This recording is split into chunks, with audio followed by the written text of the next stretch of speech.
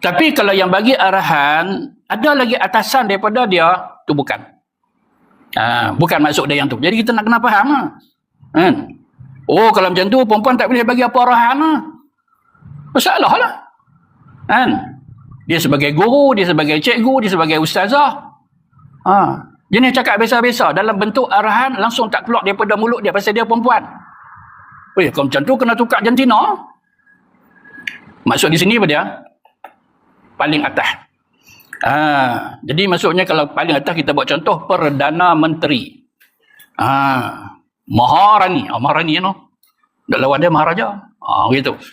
Itu ulama buat contoh. Pasal apa? Pasal itu seorang yang paling atas, tak ada atas pada dia. Macam tu tak boleh. Dan ada cerita dia. Sebenarnya ada cerita dia di sini, iaitu berkaitan dengan apa yang pernah berlaku suatu ketika dahulu, perintah daripada anak perempuan Kisra.